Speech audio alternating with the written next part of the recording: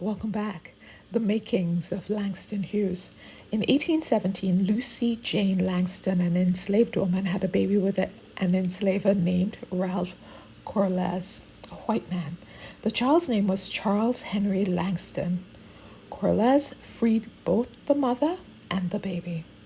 They had three additional children: Gideon Corlez, Charles Henry Langston, and John Mercer Langston. When both parents died in 1834, unusual for the time, Corlez left most of his estate to his three black sons. The sons went to stay with a friend of their father's in Ohio. At the age of 17, Charles and Gideon attended Oberlin College, the only college that admitted black students at the time. John Mercer Langston became the first black lawyer in Ohio and the first black person elected to the United States Congress from the state of Virginia. Armed with a degree from Oberlin, Charles Langston became the executive secretary of the Ohio Anti-Slavery Society. In this role, he was one of the leaders of a band of 500 armed men who went on a rescue mission called the Oberlin Rescue. They went to retrieve an escaped enslaved man named John Price, who had been recaptured by slave catchers.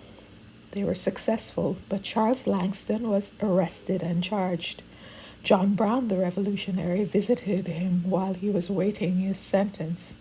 During the Civil War, Charles Langston moved to Leavenworth, Kansas, and there he established a school for the newly emancipated.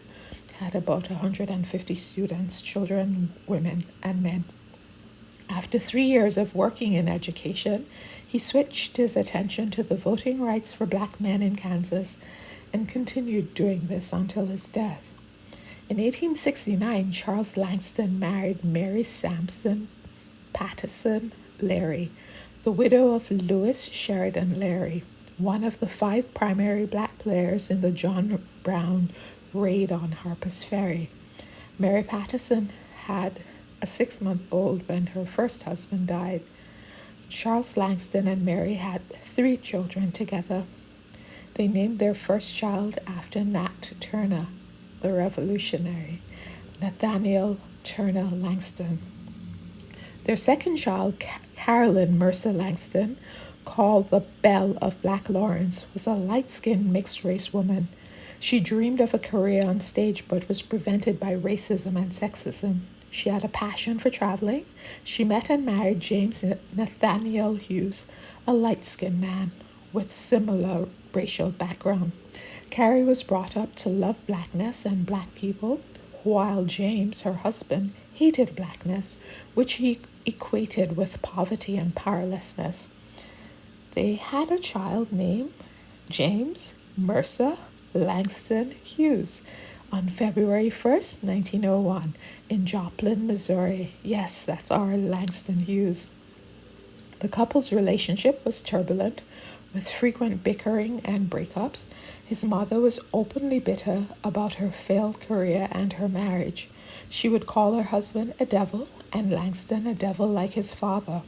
His father and mother divorced shortly after his birth, and his father moved to Mexico, where he believed he could have a better life or success. Langston Hughes never met his grandfather, the man that I've been talking about all along, who died in 1892, but his grandmother, Mary Patterson, raised him in Lawrence, Kansas, for the first 13 years of his life. Langston reported that she was angry about segregation and told him to remain in the home after school to avoid the sty. Outside, I guess. Langston experienced racial hatred in elementary school. For example, one of his white teachers told a classmate not to eat licorice or he would end up with Langston's complexion. Langston reportedly read to deal with this loneliness. Quote, "I began to believe in nothing but books and the wonderful world in books, where if people suffered, they suffered in beautiful language, not in monosyllables, as we did in Kansas." However, his grandmother instilled a pro-black sentiment in him, a love for black people. For example, in 1910, she took him to Osawatomie, Kansas, where former President Theodore Roosevelt honored her first husband, Louis Sheridan Larry, for his role in the Harper Ferry raid. His grandmother died in 1915. Then he went to live with his mother and her second husband in Lincoln, Illinois, where he started writing his poetry. The family moved around for a while until they settled in Cleveland, Ohio. In high school, Langston Hughes' poetry was about low-down folks and the Black American experience. Some of Hughes's influences were Walt Whitman and Paul Laurence Dunbar. In 1920, after graduating high school, he spent a year in Mexico with his father, followed by a year at Columbia University.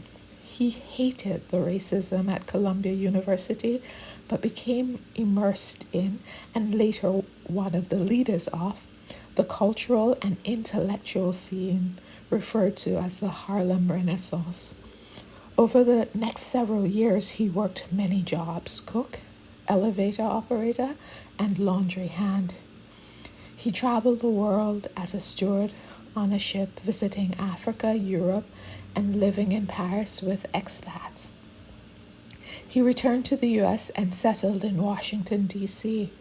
In Washington, while working as a busboy, he slipped his poetry to a well-known poet, Vachel Lindsay, who later helped Hughes to gain connections in the literary world.